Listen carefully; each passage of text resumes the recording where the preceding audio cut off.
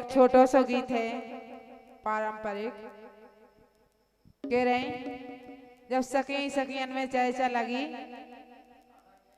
राधा जी कह रही सखियन से, अरे मोरे बाल में नसाए गए गुइया, अरे मोरे बाल में नसाए गए गुइया,